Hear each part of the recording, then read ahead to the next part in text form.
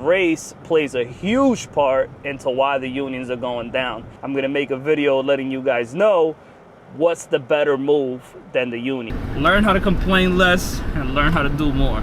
If you enjoyed this video, don't forget to hit the thumbs up. Don't forget to subscribe to watch more videos like this, and I'll see you guys on the next one. My name is Ruben Lopez, and I'm from New York, son. And during tough times, it's super important to diversify your portfolio, right? So you want to have as many skills as you can. You don't want to be an electrician and that's all you do is electrical work. Just like you don't want to be a carpenter and that's all you do is carpentry. So learn how to properly tape, learn how to do a little bit of plumbing, learn how to do a little bit of electrical work. So the never-ending story about the unions going down. The unions have been going down since I got into the trades in 08, 09.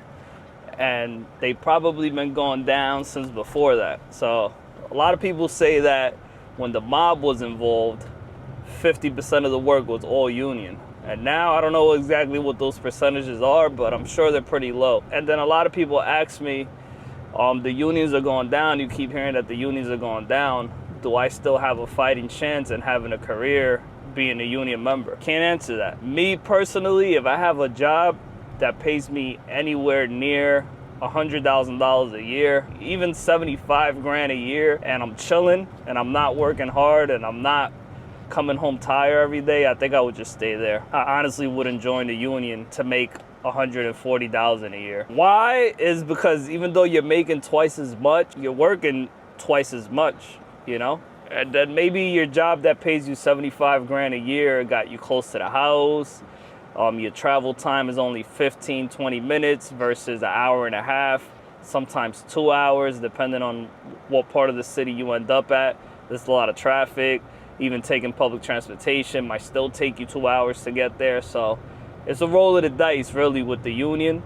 You got some people that have 35 years of straight work, nothing but work, and crazy overtime and making 160, 180,000 a year every year consistently. And then on the flip side of things, you got people that only work 6 months out of the year because they can't secure a job, or they can't stay working the whole entire year, or they work 8 months, 9 months out of the year. At the end of the day, it's all a roll of the dice, and your attitude towards things doesn't really matter.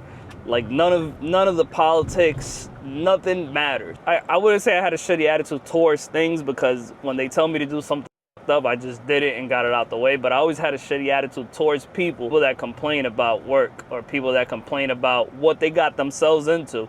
Like this, say this is a career, 35 years. Are you gonna complain for 35 years about how messed up the work is? Like, just do the work and that's it. You're the ones who got yourself into it. When you get into the union, you're gonna find out that people like to complain a lot. So I've never been one of those guys that like to complain a lot, but I would tell people straight up, bro, don't talk to me.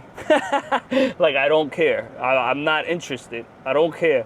We'll be doing the shittiest job ever, and we're stuck doing the shittiest job ever for 3 months, and all they want to do is complain every single day. The shittiest job that I was on was all the insulation fell off of the ceilings. All of it. They just made some apprentices do the work, and then they had some messed up. It was really bad. All the insulation was falling off of the ceiling. So they sent nothing but mechanics there to fix all the insulation at the time. I was still a fourth-year apprentice, but you know, when you're a fourth-year apprentice, you're expected to work as a mechanic already. But they sent all the mechanics there, including myself, fourth-year apprentice, to fix all the insulation that was falling off of the ceilings. At this point, all the pipes and all the ductwork was up in the building, so we had to crawl underneath. In some spaces, you would only have like 3 feet of room between the ceiling and the ducts or the pipes, and you have to lay on top of the pipes. They would have to pass you the insulation. Insulation would be smacking your face. Me, I just kept it real simple. I got myself one of those visors that cover your whole entire face. I would wear long sleeve shirts. Dust mask mandatory for me. A lot of people don't like to wear dust masks, but to me it's mandatory. That's how I separate the smart people from the not so smart people, is when they wear a dust mask to insulate and to do sheetrock and other stuff like that. No matter how hot it is, it could be 90 degrees outside, dust mask is coming on. I'm not breathing in all that shit. So We were there for 3 months, and you wouldn't believe for 3 months how many people were complaining about how shitty the job was, but nobody would quit. Nobody will walk off the job. Nobody will go look for another job. They would just stay there and complain. And that's like beyond me. And that job, I would tell people like, bro, don't talk to me. I don't care. I don't care that it's a shitty job. I don't care. And they'll be like, no, but you know what no, I don't care. I don't want to hear it. I'm stuck here. I'm doing the best that I can. I'm not going to be here complaining all day. Anyways, the whole point of this video is that I'm not going to lie to people and say, come join the union, you're going to have the most successful career. In those 6 months, you might still walk away with 75, 80 grand plus unemployment. So you might still be close to 100 grand for the year regardless. But work isn't guaranteed, and it's all a roll of the dice. It doesn't matter who you know. Sometimes you think you're going to watch the hockey games and become cool with the foremans that are from the island. And then you end up watching the hockey games in vain because they still lay your ass off. So, or whatever the case may be that you think you're gonna get yourself into, you start, playing the politics on the other side, thinking that you're gonna get, and it just doesn't work out. Race does play a big part, a huge part, a humongous part in why the unions are going down. It's a subject that not too many people want to touch. It's a subject that I chose not to touch. I think I only talked about it in one video, but race plays a huge part into why the unions are going down. And like I said before, it's a subject that not too many people want to touch, but it's the absolute truth. You go into some of these union job sites as a minority and you get treated like absolute crap to the point where you're like, you know what? I'm going to go work for $35 an hour where I get treated like a person, like a human being. So race is a huge part as to why the unions are going down right now. And longevity-wise, I still think that the unions are better.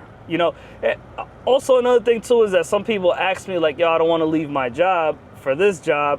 But then when you look at their job, they're making 40, 50K a year. So it's like, I would never work for a job that pays me 50K a year. I'll be out.